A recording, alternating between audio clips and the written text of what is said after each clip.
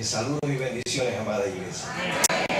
Para mi esposa y para mí, que ya somos más que amigos, somos gente de esta casa, somos parte de la familia.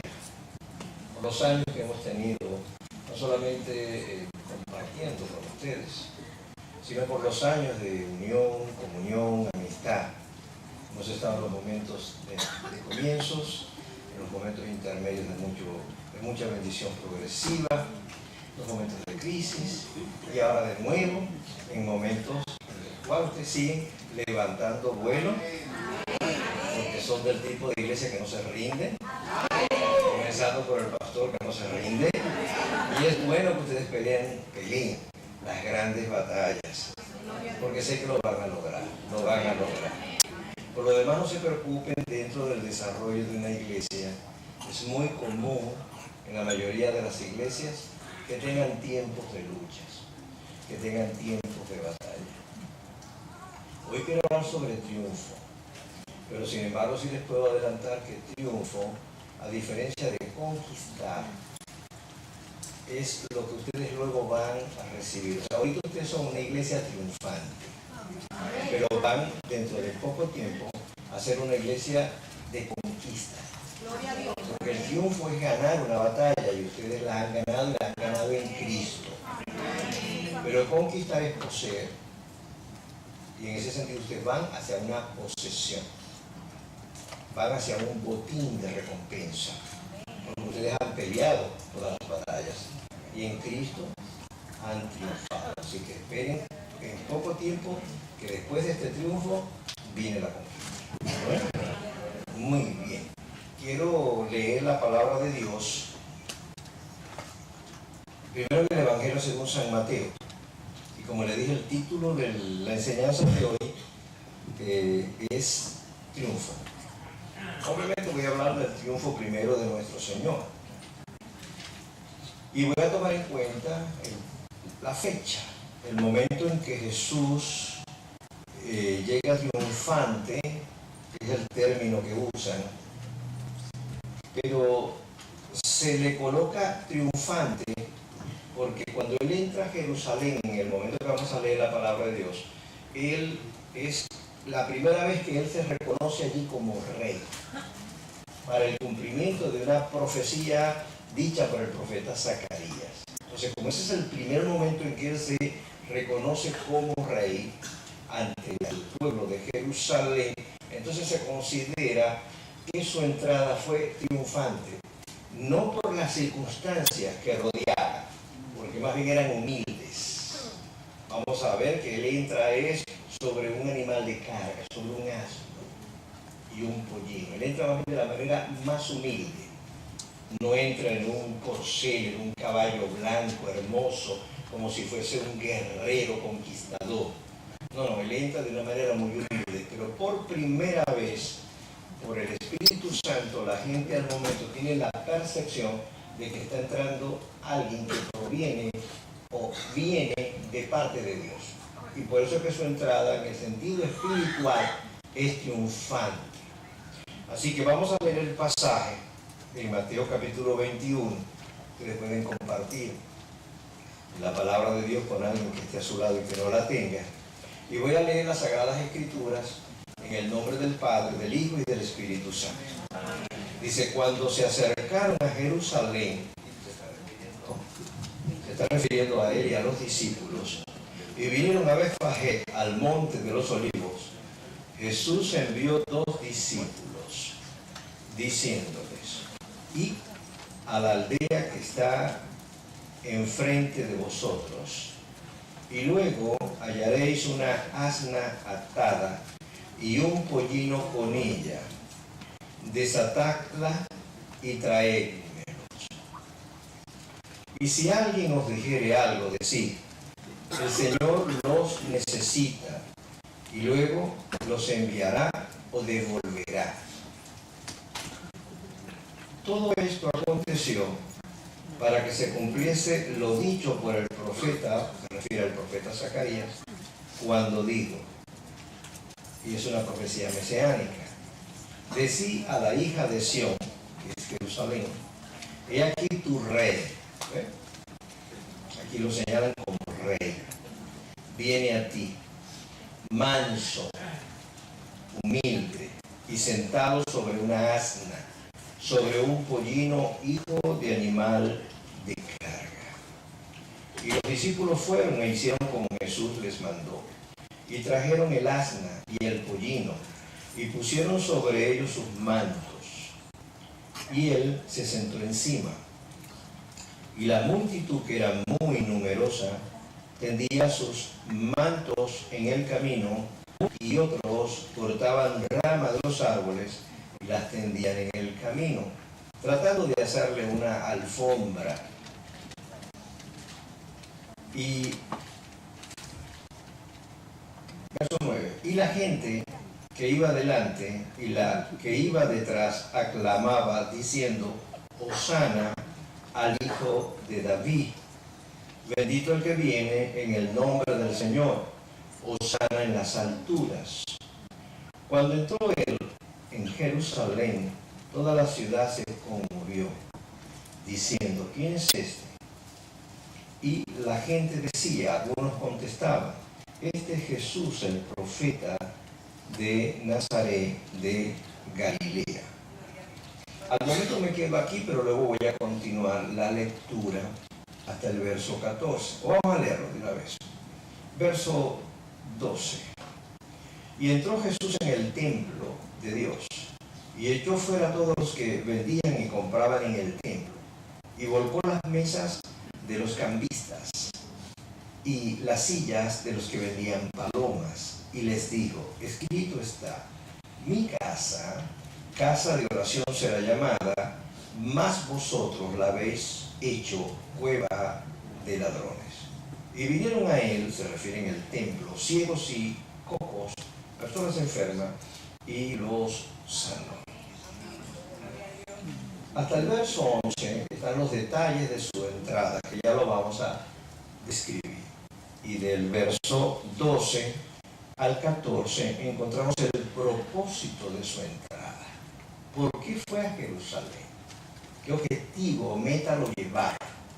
Así que el pasaje está dividido en dos partes. En la primera parte, que es la descripción de su entrada, como venía diciendo en la introducción, él entra entonces de manera muy humilde, pero aún así no perdía su calidad ni su condición de rey.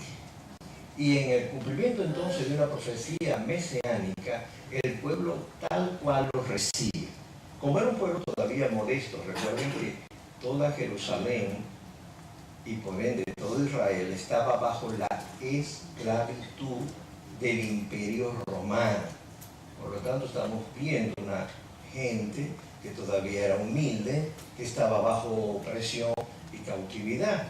Y tenía una esperanza, desde el punto de vista espiritual y religioso, que sobre ellos llegara el Mesías, que en hebreo significa el enviado por Dios o el ungido por Dios. Ellos esperaban como judíos el Mesías y pensaban en su misma urgencia de necesidad que el Mesías no solamente sería un libertador espiritual, un salvador.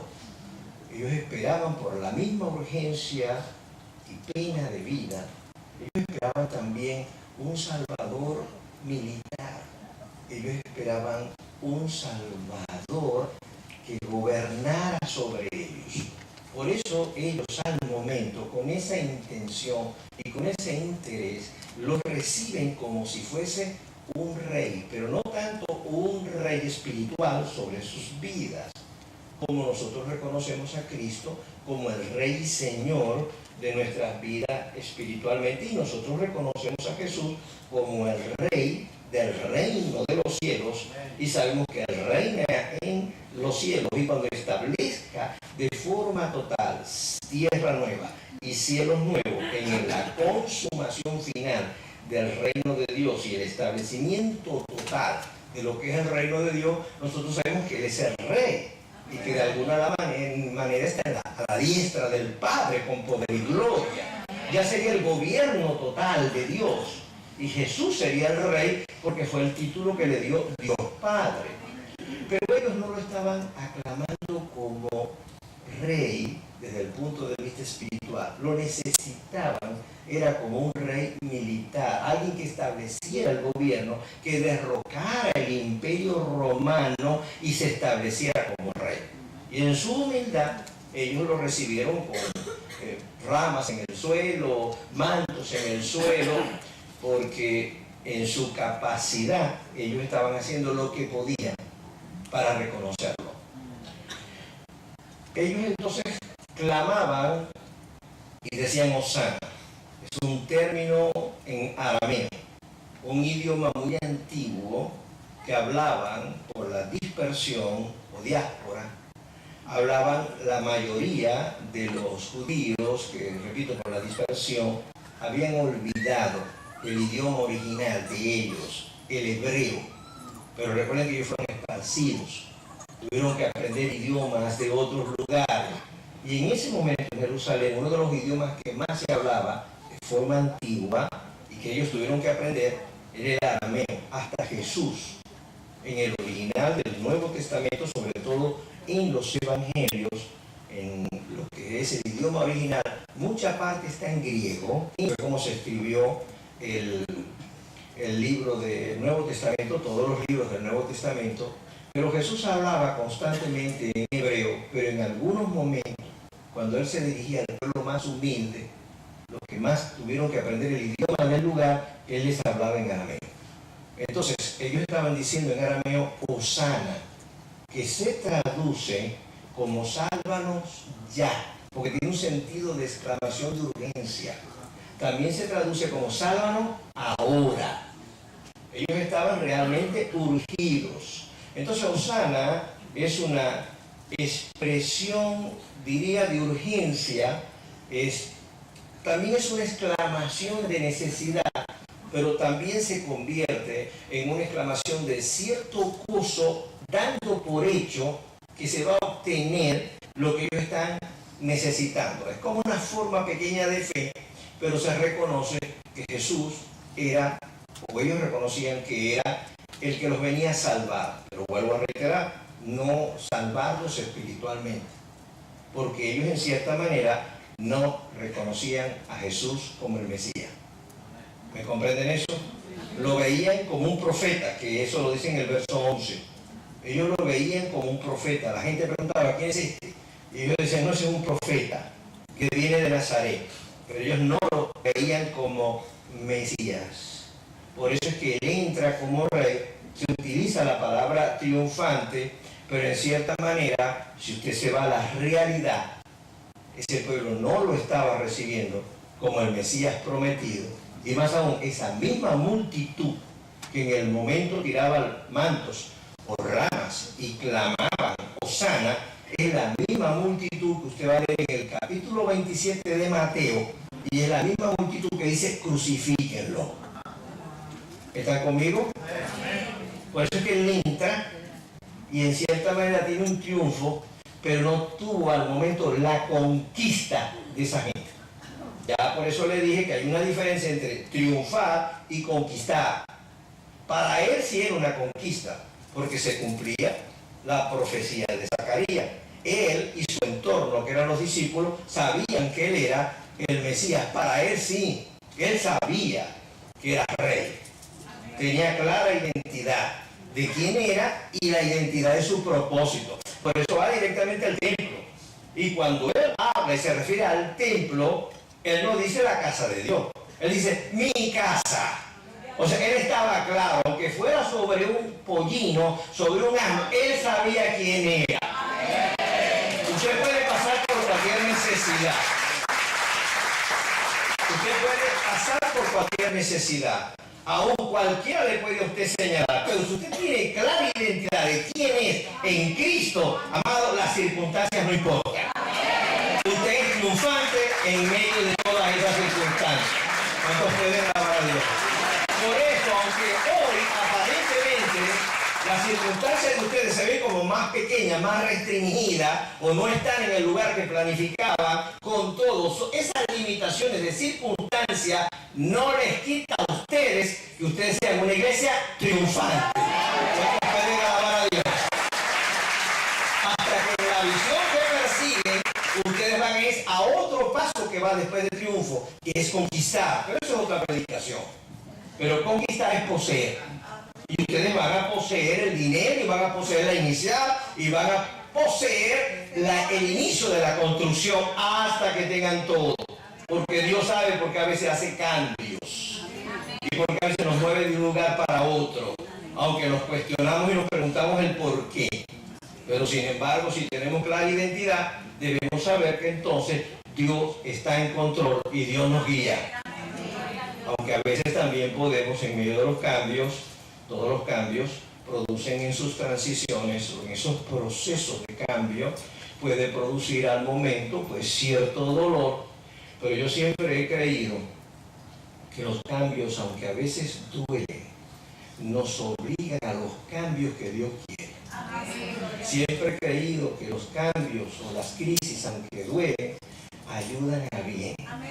Siempre he creído que los cambios, y aun si Dios los forza, es porque Él tiene urgencia de un propósito.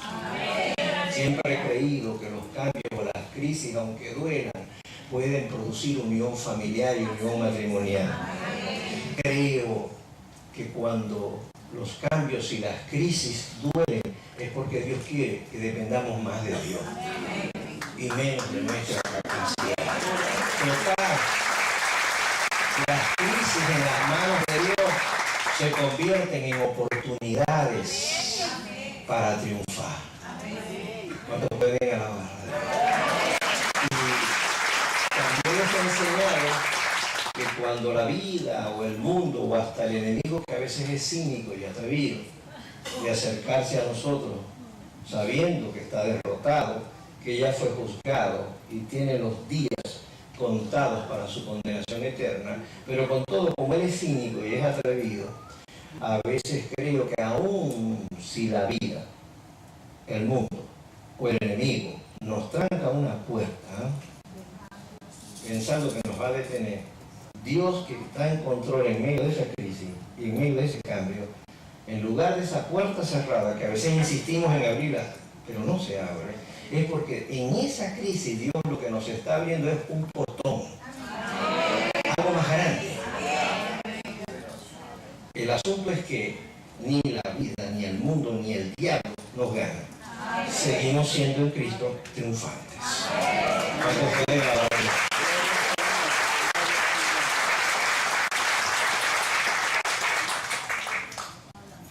Así que tenemos una forma de éxito en el Señor, aunque andemos sobre un animal de carga, aunque andemos mansos y humildes.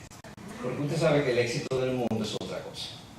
El éxito del mundo está basado en otras posesiones, en otros estilos de vida, en otros estatus sociales, y casi siempre el éxito del mundo se mide en fama, celebridad y abundancia de riquezas. Y el creyente no puede tener ese paradigma o modelo, porque a la larga el mundo con ese tipo de modelo o patrón lleva a la destrucción. El cristiano, sea en escasez o sea en bonanza, como sea, es triunfante. Amén. ¿Cuántos pueden alabar a Dios?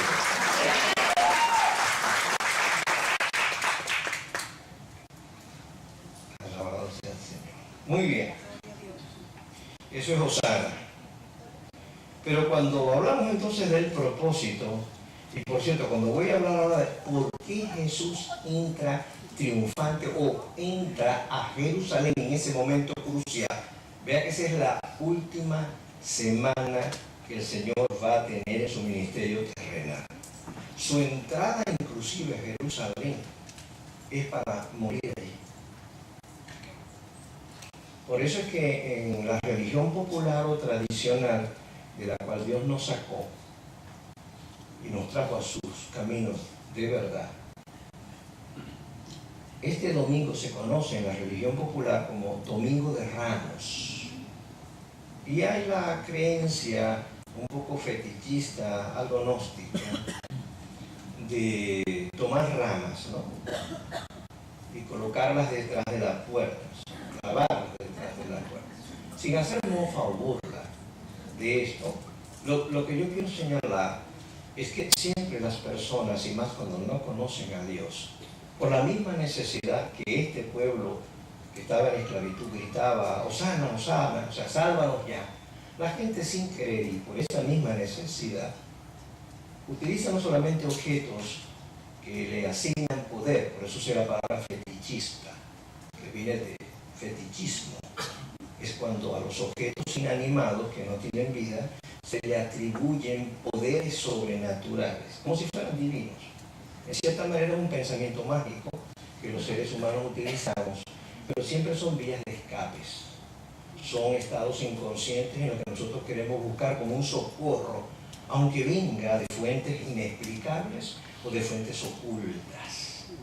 Y con eso hay que tener un poquito de cuidado, porque Dios no es oculto, Dios se muestra con su luz esplendorosa y Dios no necesita objetos en cierta forma para que estos tengan poder. Él mismo, bendito sea el nombre del Señor, derrama su poder y envió al Espíritu Santo para que su poder esté en nosotros, con nosotros y sobre nosotros. Entonces pueden alabar al Señor. Sin embargo, en la tradición popular, algo religiosa, ya dije fetichista, Domingo de Ramos se utiliza entonces el colocar una rama detrás de la puerta porque eso aleja el mal. Todo lo que entra es bendecido en esa casa, pero está básicamente en esa rama. Luego la rama se seca y usted sabe, la gente tiene que desecharla. Pero si usted tiene a Cristo en el marco o en el dintel de su puerta, amado, ningún mal tocará su morada. Y todo el que entre encontrará la paz de Dios en ese hogar, por muy humilde que usted viva.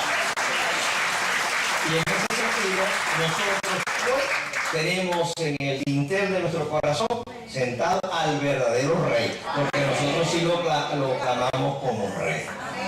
Bendito sea el nombre del Señor. Pero estaba diciendo que del verso ya 12 al 14, ya descrito su entrada y los hechos que acontecían, me dediqué a leer lo que en el contexto histórico gramatical aconteció en aquella época. Eso es una regla de hermenéutica que también se conoce como método literal, que es cuando uno lee el pasaje bíblico y lo lee en el contexto en el que sucedió. Es decir, está haciendo en lectura vigente al pasado. Qué elementos estaban, qué circunstancias había y qué se cumplía en ese momento.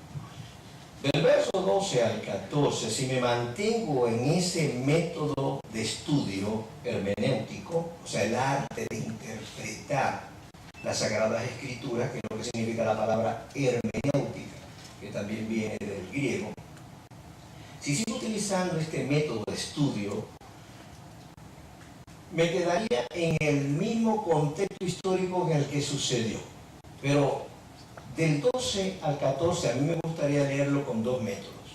Con el método, por supuesto, histórico-gramatical o literal, es decir, tal cual como está escrito, tal cual como sucedió en el pasado. Lo voy a interpretar así primero, pero luego permítanme, porque la hermenéutica es amplia para interpretar el texto, permítanme hacer un método de devocional, inspiracional, en el cual yo puedo tomar las verdades del pasaje que voy a leer, pero lo voy a aplicar a nuestro contexto presente. ¿Basándome en qué? Que el mismo Dios de ayer es el mismo Dios de hoy y es el mismo Dios por los siglos de los siglos. Entonces, en la segunda interpretación o presentación no voy a torcer las Escrituras, me apego a la verdad escrita, pero no lo voy a interpretar, cuando lo diga por segunda vez, no lo voy a interpretar al histórico gramatical del pasado, sino a nuestro presente. Y lo voy a aplicar de esta forma. Jesús entonces entra en Jerusalén y ya sabemos lo que aconteció. Pero ahora yo quiero que cuando vamos a leerlo, del 12 al 14, que es el propósito por el cual llega a Jerusalén, yo quiero que también lo leamos como que Jesús entra a nuestro corazón y debe entrar triunfante a nuestra vida. Porque Jesús va a entrar en el templo. Método literal, él entró al templo en aquella época. Método devocional, inspiracional, es el que va a entrar en nuestro corazón. Eso para las personas que nos visitan. Me gustaría ver la mano levantada de los que nos visitan por primera vez. ¿Quiénes son? La dama, allá, varios. Por cierto, ¿qué tal si les damos un aplauso de bienvenida a ellos?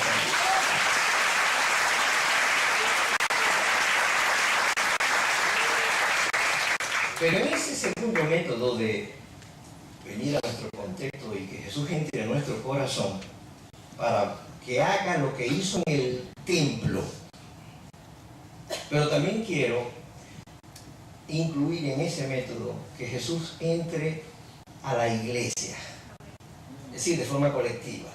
Y no me refiero solo a esta iglesia, sino a su iglesia en toda la faz de la tierra. Quiero imaginarme que así como entró en el templo con un propósito que ya vamos a leer, cuál era el propósito por el cual llegó a Jerusalén y directamente al templo, me gustaría analizarlo, cómo entra a mi corazón, que es mi templo, y cómo sería el evento, y cómo lo recibiría si Jesús viniera en este momento a entrar a su iglesia, o tuviese delante de él a toda su iglesia. Me gustaría que más o menos lo pudiéramos visualizar, interpretar. Verso 12 al 14. ¿Por qué entró Jesús a Jerusalén? Dice, y entró Jesús en el templo. Solamente fue a la ciudad por ir. No solo fue porque allí se iban a dar los eventos que luego usted ya conoce de la Semana Mayor, que es como más o menos nosotros los cristianos la llamamos, la última semana del Señor. Ya sabemos por qué se queda en Jerusalén. Ya usted conoce pues la última cena, conoce que se va a Getsemaní, ahí será el arresto, viene toda la pasión o padecer, del griego, todo lo que él tuvo que padecer, que se traduce como pasión, lo que significa la palabra pasión es padecer, y padecer en extremo. Por eso hablaré un poquito de la noche. Jesús, humanamente, fue la víctima más politraumatizada que pueda haber existido en toda la historia de la humanidad. Nadie fue más traumado que él. Y lo hizo por amor a nosotros. Y luego, por supuesto, su muerte en cruz y la resurrección. Todo eso acontece en esa semana. De domingo a domingo acontece todo lo que yo le acabo de resumir. Pero no solamente entró para, obviamente, consumar su obra redentora y salvadora. Era necesario que el Cristo, por supuesto, padeciera, muriera y también resucitara. Si no, no tendríamos nosotros salvación en este momento. Pero él entra también con un propósito inicial y va al templo. Y dice el verso 12, y entró Jesús en el templo de Dios y echó fuera a todos los que vendían y compraban en el templo y volcó las mesas de los cambistas y las sillas de los que vendían palomas. Verso 13, y les dijo, escrito está, mi casa. Y aunque está haciendo una referencia, obviamente, de uno de los salmos, con todo, lo dice en primera persona. Y eso él se define como rey, se define como Dios. Mi casa. Casa de oración. Es decir, de comunión, de intimidad. Será llamada. Mas vosotros la habéis hecho cueva de ladrones. Otro evangelio sinóptico dice mercaderes.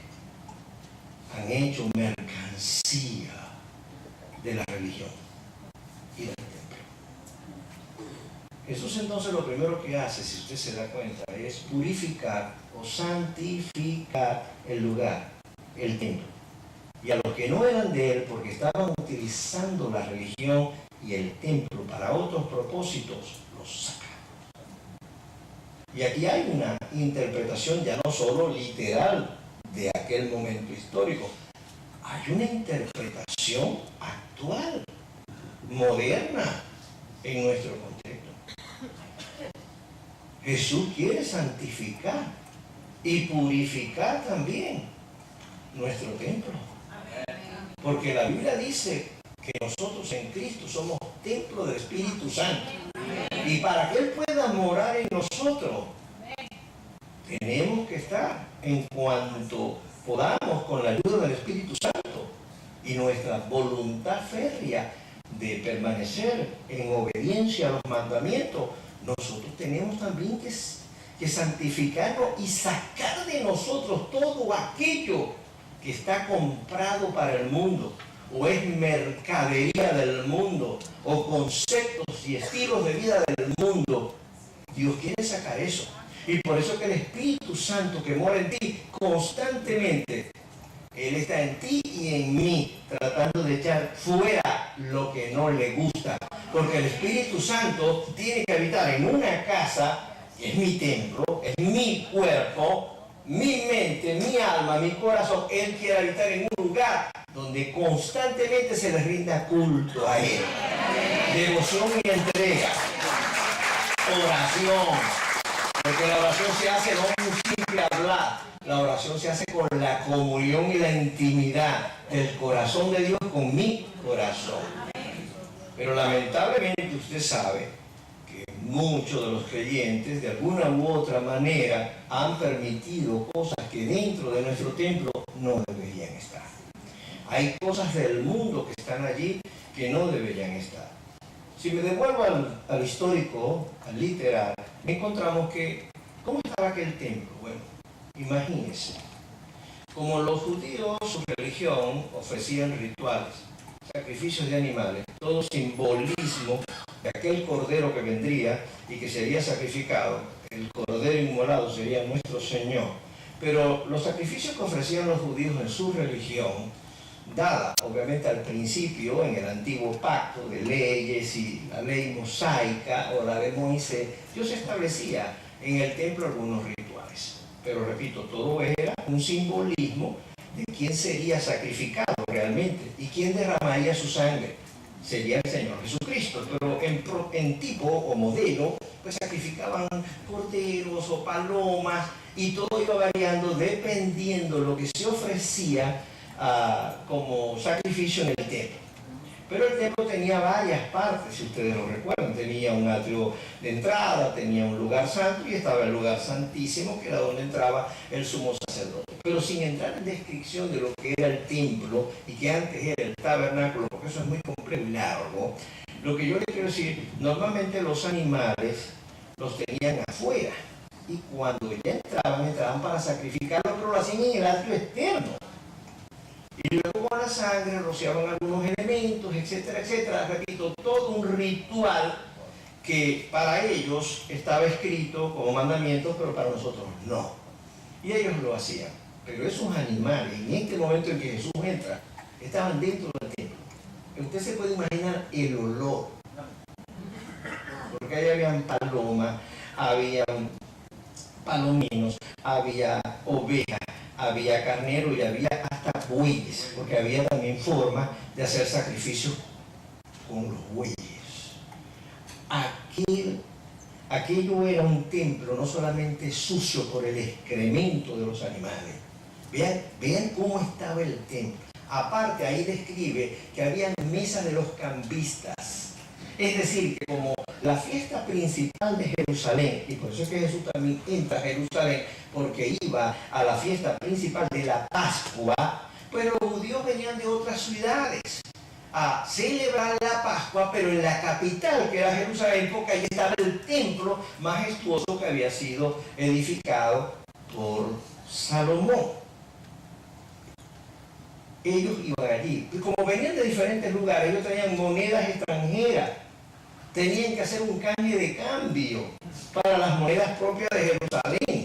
Entonces había mesas de cambistas, o sea, mesas de cambiar las monedas. Y aquello era un manejo de dinero dentro del templo, donde había economía manejada con dinero dentro del templo. Pero no es el dinero que la gente podía dar como ofrenda fragante, como diezmo de amor para el sostenimiento del templo y en especial el cuidado de los sacerdotes que dedicaban su vida a tiempo completo y tenían derecho a ser sostenidos por su vida de entrega. No. Ahí había dinero, pero no para ese tipo. Era dinero porque recuerden que los cambistas obtenían una comisión de ganancia.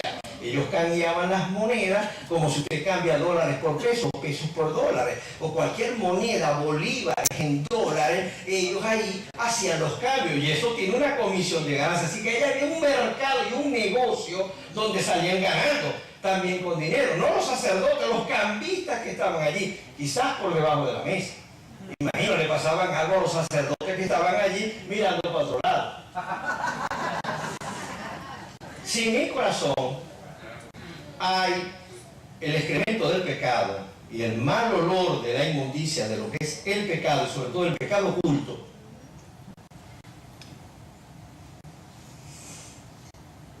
y hay el amor al dinero y la obsesión por ganar dinero, no importa el medio que utilice, porque el fin justifica cualquier medio. Una forma pragmática, pero a la vez pecaminosa. O sea, no importa que sea por usura extrema, ganancias deshonestas, sobreprecio a las cosas. A mí lo que me interesa es ganar el dinero, porque eso me da el estatus, me permite tener los objetos y en ese sentido la presión de consumo y materialismo, que es parte de la cultura norteamericana, o la cultura americana en su cultura es espectáculo, consumo y materialismo. Inclusive eso define el estatus de la gente. Hoy la iglesia inclusive se mide su nivel de prosperidad en comillas, dependiendo de qué tipo de espectáculo ofrece. Qué tan famosa es la iglesia y qué tanto dinero muestra y exhibe, sobre todo en el edificio, porque a veces se gasta más dinero en la carreta que en el güey que le empuja.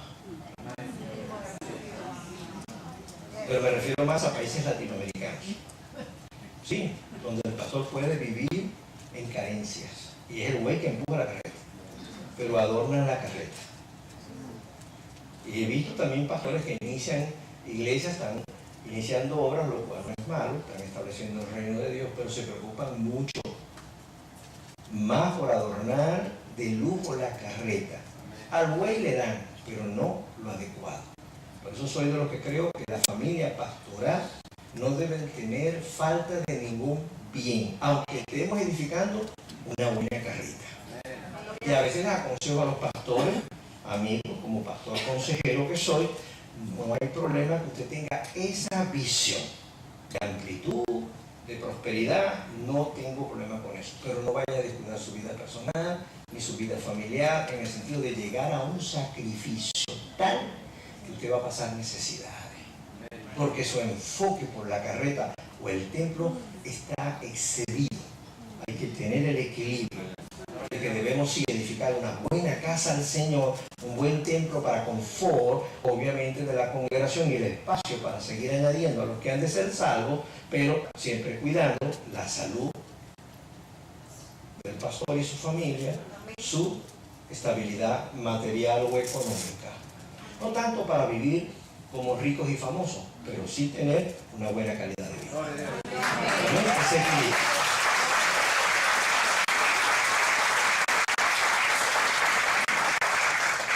Yo sé que ustedes lo son. Pero como estoy haciendo la aplicación es devocional, imaginemos que Jesús entra, pero no a mi vida, sino que Jesús viniera en este momento solamente de visita, no a llevarse a la iglesia, pero esté delante de él toda su iglesia, que está sobre toda la faz de la tierra, o tan solo la que está en Estados Unidos. ¿Cómo la vería? A ver, rompo el protocolo de la homilética y le pregunto a ustedes para hacer que usted participe, lo cual no es común en la presentación de enseñanza. ¿Qué piensan? Si Jesús viniera a visitar su iglesia en Estados Unidos, hispana o americana, como entró en el templo, imagínense igual, ¿qué encontraría? En su mayoría, no en todas, pero en su mayoría, ¿qué encontraría? ¿Sabe usted el movimiento de que Nicolás tiene dos papás y Nicolás tiene dos mamás? Eso se está oficiando. Está ya legalizado y se va a oficiar en la iglesia. Más aún, hay ministros ordenados que son, obviamente, homosexuales. En la iglesia, mucho adulterio, muchos matrimonios destruidos, muchas familias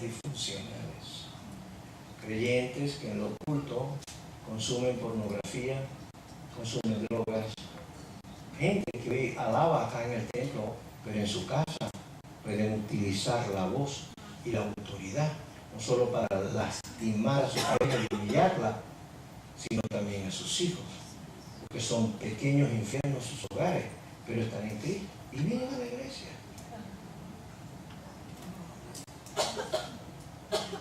Hay iglesias que hacen un espectáculo circense con tal de agradar a la congregación, porque la congregación, más que un culto, tiene que ver un espectáculo bien interesante que los anime para el próximo domingo a pensar, ¿será mejor la presentación? No estoy criticando lo que podamos hacer con excelencia, es decir, la mejor calidad. Pero otra cosa es cuando los valores o conceptos del mundo, aun cuando muchos de ellos no son totalmente pecaminosos, los incluyamos a la iglesia. Eso se llama secularismo. O sea, ¿cómo la iglesia puede terminar secularizada? Mire muchos de los ministros y predicadores, sobre todo en televisión. Vea que muchos de ellos ya no predican el evangelio, dictan conferencias. Y muchas de ellas son humanistas, filosóficas. Y más que un pastor, usted está teniendo es un motivador, un agente de cambio, de desarrollo humano, cuando a usted lo que hay que desarrollar es la vida espiritual, para que desarrollando la vida espiritual en lo humano o personal usted pueda crecer. Tenemos una iglesia que te está diciendo un mensaje que tú todo lo puedes, pero no te está diciendo que todo lo puedes, pero en Cristo. Porque estamos viviendo un cristianismo sin Cristo. Y por ende muchos hay evangelio light. Es el que no confronta el pecado ni tampoco el arrepentimiento, pero sí ofrece todos los beneficios del Salvador. Es como invitarte al reino para que disfrutes el reino de Dios, pero no te digo que el reino como reino tiene leyes, pero no te digo que la tienes que respetar. Ah, y se me olvidó anunciarte que ese reino tiene un rey. ¿Me está entendiendo? Es maravilloso que me prediquen un reino, no me digan que hay leyes en ese reino que tengo que respetar y ni me dicen que hay un rey. Por lo tanto yo voy y es como ir a Disney. No digo que todas las iglesias están así, pero el evangelio en la mayoría de las iglesias norteamericanas, hispanas o americanas, amados hermanos, si Jesús llegara a visitar, yo creo que va a tener que volcar una cantidad de mesas, porque muchos inclusive han tomado la fe y la han prostituido. Y muchas veces la fe tiene que ser pagada si en verdad tú quieres recibir ese milagro. Simplemente cuestión de que siembres y recíbelo. Confiésalo y recíbelo. A veces yo analizo esas cosas y digo, qué filosófico está eso. La Biblia no dice en ninguna parte confiéselo y recíbelo. ¿Sabe usted quién lo dijo? Buda. Es un pensamiento filosófico, es humanista. Es cuando al hombre se le atribuyen facultades, así, por eso me atreví a nombrar las ramas detrás de la puerta en las religiones que creen que eso trae buena suerte el día de Ramos. Pues hay gente en la iglesia que cree que si yo confieso y confieso creyendo, las circunstancias van a cambiar. Porque mi confesión es positiva, y no solo positiva, creativa. Cuando yo diga lo que diga, las circunstancias se van a alinear a mi boca, a mi voz. Por lo tanto, yo soy un pequeño creador. Yo puedo confesar la fe, pero es Dios el objeto de mi fe, el cual según su voluntad es el que actúa o no actúa. Porque el mismo Jesús, autor y consumador de la fe, cuando estuvo en Getsemaní, le oró al Padre y le dijo, pasa de mí esta experiencia amarga, esta copa, este trago doloroso, pásalo de mí. Lo dijo en su quebrantamiento humano, consciente de todo lo que iba a padecer, sobre todo la muerte en cruz. ¿Y cuál fue la respuesta del Padre, aunque Jesús lo pidió con vehemencia? La respuesta fue no. Así que no es tu confesión, ni la intensidad de tu pensamiento o del sentimiento que le agregas a esa confesión y hasta tu tesitura de voz alta para decir o pensar que entre más lo haga con esa pasión, se hará y las circunstancias se alinearán. Esto es propio de la nueva era. Es un movimiento gnóstico, no tiene nada que ver con el Evangelio. La fe es creer, confiar y esperar en Dios. Y Él hará o no hará. Porque grande no es mi fe, ni tampoco puedo poner fe en la fe. Grande es el objeto de mi fe. ¿Cuántos pueden alabar a Dios? Grande es el objeto de mi fe, no mi confesión. Le cuento una anécdota popular en Venezuela. En Venezuela, en esa religiosidad múltiple, por ende una idolatría muy amplia, porque la mayoría, obviamente, de la religión de todo el país en Venezuela es tradicional, es popular. Y allá se usan mucho los santos, las imágenes y todas esas cosas, y a todo eso se les rinde culto. Y había una casita pequeña donde contrataron un pintor. Pero en esa casita había una imagen de yeso, una figura grande, de un santo de allá llamado José Gregorio, que era un médico bueno y qué sé yo, y lo santificaron. Y entonces el pintor, que era cristiano, obviamente empezó a pintar la pared, pero se encontró que en todo el centro estaba el altar de José Gregorio, y él empezó a hablar. Y le decía: José Gregorio, quítate porque te voy a pintar. Y el dueño de la casa lo veía, ¿no? Y le llamaba la atención: ¿qué está hablando? Y José Gregorio, quítate, a medida que se acercaba, quítate porque te voy a pintar. Quítate es un modismo más de Maracaibo, en una ciudad de Venezuela. Quítate que te voy a pintar. Un populismo. Hasta que el dueño dice: pero mire, ¿por qué le está hablando al santo si el santo no se va a quitar? Y él le dice: guau, ¿para qué le pides tú al santo si él no se va a quitar ni te va a responder? Ni se va a mover. Porque no es lo que tú digas. Lo grande no es la fe en lo que yo crea. Lo grande es el objeto de mi fe. Y el objeto de tu fe es Dios. Y Él responderá según su voluntad. ¿Cuántos pueden alabar a Dios? Así que, mientras la predicación moderna en los templos nuevos, lleno ahora de muchas cosas que son de inmundicia y amor al dinero, mientras te dicen: saca el campeón que está en ti, y en ti no hay ningún campeón. Porque la Biblia más bien dice todo lo contrario. La Biblia no es humanista, ¿sabe? En el sentido que comprende al ser humano, pero no exalta al ser humano. Exalta a Dios. Y le dice al hombre que no es justo, que no es digno, que es pecador, que aún las mejores obras que pueda hacer no son nada ante la presencia de Dios. Dios te dice constantemente: arrepiéntete de tus pecados y ven a mí para santificarte. Dios no te dice que saques el campeón. Dios te está diciendo: saca tus pecados. Porque Dios sabe que somos pecadores, que tenemos tendencia al mal, que somos perversos. Eso lo dice la Biblia, no te habla de ningún campeón. Habla de nuestra inmundicia. Claro, un evangelio así nos gusta. Pero es lo que te está diciendo la palabra de Dios. Y Dios no lo hace por humillarte, lo hace para declararte que la condición que te produce el pecado original te deja en ese estado. ¿Y por qué Dios entonces me quiere señalar en condición de pecador y débil? Para que vengas a Él. Porque entre más conciencia tengas de lo que realmente eres, más te arrepentirías y más sentirías la urgencia de venir a un Dios que a la vez, así como te señala el pecado, te ofrece el perdón y la salvación. Así que, amados, pienso, y con eso termino, que si Cristo estuviese entrando a su iglesia como visita, creo que también echaría unas cuantas cosas encima o hacia afuera. Inclina tu rostro. Si Dios te visitara, amado amigo, amado hermano o hermana, si Dios te visitara, ¿qué crees tú que se haría de tu corazón? Porque nada me sirve leer el contexto histórico del pasado. Ok, qué bonito. Qué bonito, Jesús purificó el tiempo. ¿Y a ti, si te visitara hoy, qué haría? Porque es el mismo Dios de ayer y hoy. ¿Encontraría cosas que Él echaría afuera?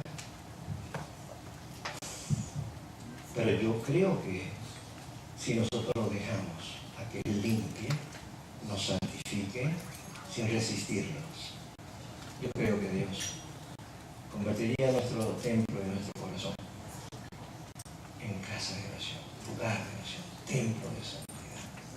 No he venido a iglesia a lacerarte ni a azotarte, pero pienso que mis últimas palabras sí son de exhortación, pero solo para que pueda, al igual que yo, estar en humildad, pidiéndole perdón a Dios, pidiéndole ayuda,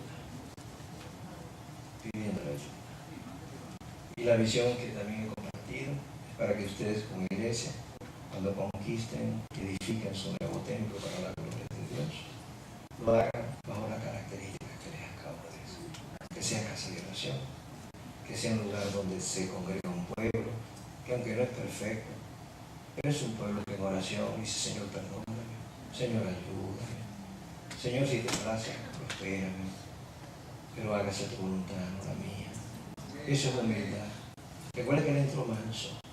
Nosotros tenemos que ser mansos y humildes, sin jactancia, contentos con lo que tenemos ahora, porque Dios nos ha dicho: no te dejaré ni te desampararé. Alejando de nosotros la avaricia, que es el deseo obsesivo por tener cosas. Es lo que es avaricia. Y aunque prosperemos, no debemos poner nuestro corazón en esas cosas, ni enseñarle a nuestros hijos a amar esas cosas, porque les va a ser difícil cuando sean grandes que el evangelio entre a ellos. Padre bueno, como pastor, quiero orar y bendecir esta hermosa congregación, sus pastores fieles, esforzados. Quiero bendecirla. Quiero que triunfen, Señor. Quiero que triunfen. Pero también quiero, Dios, que conquisten, que posean, porque se lo merecen. Y les bendigo a todos en el nombre santo de Jesucristo. Amén.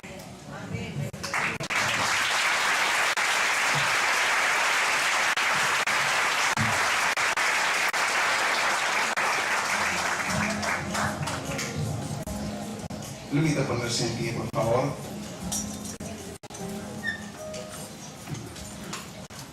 Quiero hablar por la iglesia mientras los que vinieron por primera vez se me ausentan en este momento por allí. Por cuestión de orden, queremos darle la oportunidad que pueda salir cómodo y le van a atender allí en privado. Al resto de la congregación le invitamos a compartir en comunidad. ¿Pudiese usted levantar sus manos un momento, cerrar sus ojos? Queremos juntos darle gracias a Dios por el doctor Ender que nos trae esta palabra hoy. Vamos a orar por ellos, Padre. Te damos gracias, Señor, por el doctor Ender y su casa, Señor, su familia, a quienes en tu nombre bendecimos también. Gracias porque esta palabra, Señor, llega muy bien a nuestro corazón, Señor. Nos hace mucho bien, Rey, porque nos cuestiona, nos confronta. No nos humilla, porque no es para eso, es para confrontarnos. Nos edifica, nos enseña. Aún nos consuela, Señor, entendiendo que tú eres el que ha triunfado, Señor, y tenemos al Dios poderoso que, aunque las circunstancias transitorias nos agobien, que podemos sentir y saber que en ti reposamos confiados, Señor. Gracias por la vida del doctor, Señor, su esposo y su hija. Clamamos que hoy, Señor, en esta noche también, con la misma unción, así como anunciamos su venida, le pueda, Señor, usar para que esta iglesia, esta pequeña manada, Señor, recibamos con alegría y con corazón pronto, Señor, la palabra. Y Padre, yo bendigo al pueblo en esta mañana, Señor Dios, esta iglesia hermosa que sabe recibir la palabra y sabe llevársela para su casa y meditar en ella, Señor, y permitir que le confronte, Señor, sin desechar nada, Señor, sino más bien con humildad. Gracias, Señor, por este pueblo al cual bendigo con la bendición tuya, Dios Padre, oh Dios Hijo y oh Dios Espíritu Santo. Y la iglesia de Cristo dice, amén. Déselo grande al Señor, ese aplauso. Gloria a Dios.